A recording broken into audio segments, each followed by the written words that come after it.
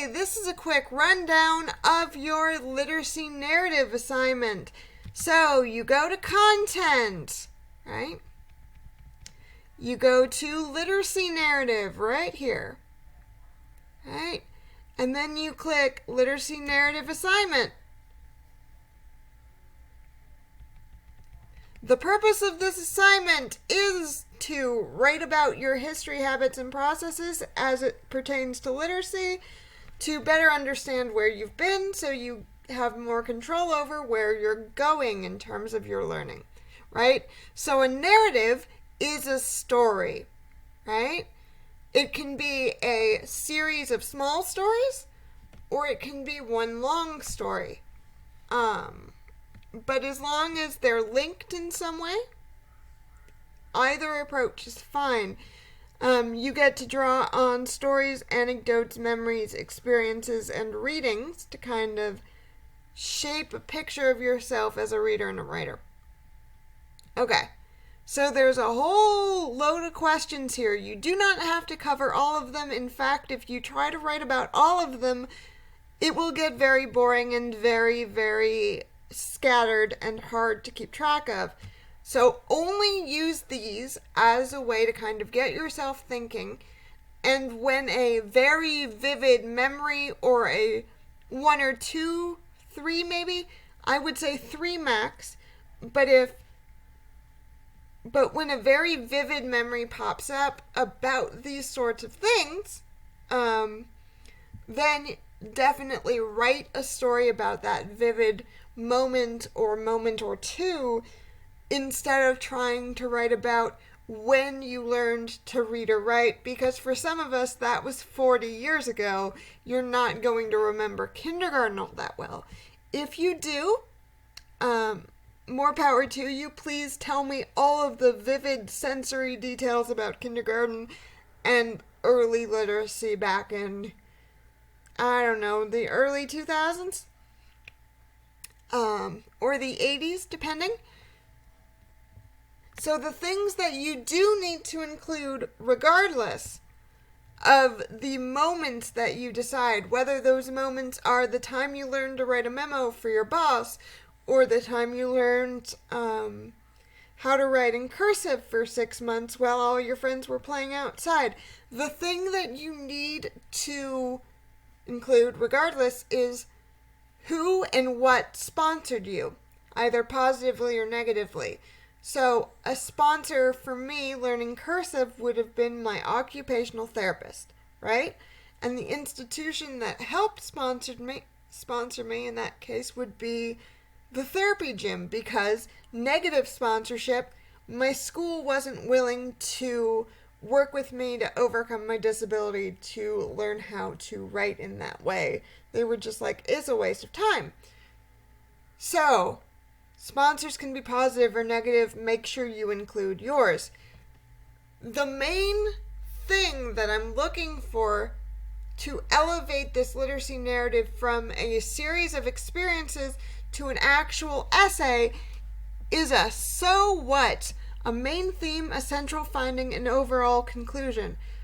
So if I'm telling the story of my struggle to overcome a portion of my disability and learn how to write in cursive, because I write very slowly and painfully, my so what would be the value of perseverance, perhaps, and that all writing is going to be painful. So sometimes you've just kind of got to push through it, right, and develop a pain tolerance. Terrible lesson, but there it is. Or it could be something as simple as, I learned that I like to write shorter, so I learned how to write poetry, because I was able to say a lot with a lot less writing, right? So that's kind of a funny take on it. But you need sponsorship and you need so what. Those are some things that you absolutely need. Definitely sort of brainstorm all of your ideas and then identify that so what, that main point. And the details that you add in convey that so what. There is no template for this. You can focus on one pivotal event, or you can include an array of events. I will warn you that you shouldn't be juggling like 8 different little stories. You only have 4 pages. So if you're going the multiple event route, do not tell me about every English teacher you've ever had. Please, for the love of God, do not do that. Tell me about 1, maybe 2, and even better, tell me about 1 or 2 major assignments by these people that really shaped you, right? If you're going to go the array route, be a little bit more focused. Don't throw 8 balls in the air and expect to catch them. You can play around with order. You don't have to go from 1st to 12th grade. You can mix things around if you want to. If you remember dialogue, please put it in. I love sensory detail, so color, smell, taste, texture, anything that gets me into the place. Those details are very, very important, and I want to be able to see the place in my mind's eye, to hear the voices in my mind's ear, and if you can at all, please add those details. If you don't remember those details, it might be a time to look for another story, right? And maybe tell a story that is a little bit newer so that you remember the details. You have to figure out where you can summarize and truncate and where you go into detail. That differs story by story. And then what can you quote, right?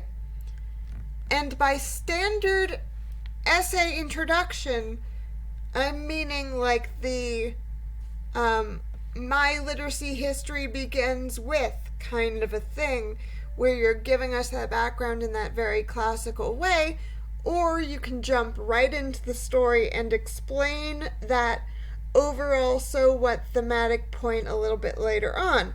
But the introduction does not begin with, in the beginning of time there was a book. No, it begins with your overall thematic point. Effective essay writing will tell a story about your literacy history, identify where you are now and how you got there via this story, right? And that can be part of your overall point, your so what. You definitely need a so what, right? So I need to be able to track some sort of a progression, and there needs to be a so what there. The strongest literacy narratives incorporate ideas and concepts from the readings in the book, right? That's why I'm like, you need to talk about sponsorship, because that's part of it. Of course, everything needs to be clear, organized, interesting, and well edited in MLA format. That means only the first page gets the header and all other pages get your last name and the page number. It needs to be 4 full pages. Again, 4 full pages. That means bottom of the 4th going on to the 5th. That does not mean middle of the 4th page you get to stop. That certainly does not mean 3 pages. That means 4. 4 pages, double spaced, right? Your due dates. The draft should be posted to the peer review discussion board by Monday, February 1st.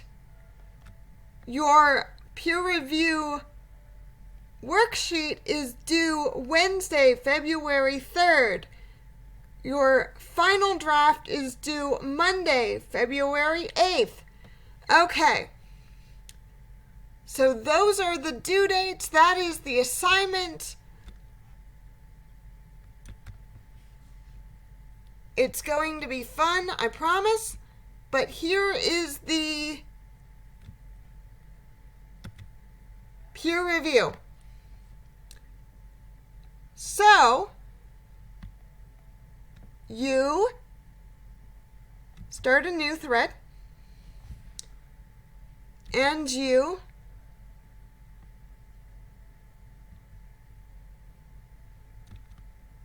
will go to your assigned group. You only have access to one group. I have access to all 12, right? And then you can enter a subject and leave a note. This is the important bit. Click Add Attachments. Upload. And then you can pick your literacy narrative file name. This is just a reading from another class for me. Okay. So that's how you attach your peer review. I will have a worksheet, a peer review worksheet. Once your partner has uploaded their draft to the peer review discussion board, you will fill out the worksheet and attach it in a reply to their thread, and they'll be able to read it that way. Only your partner and myself will be able to see the group. No one else will be able to see the group. I promise. So you can be vulnerable. I'm not asking you to share with 20 people. I'm asking you to share with 2 people, right?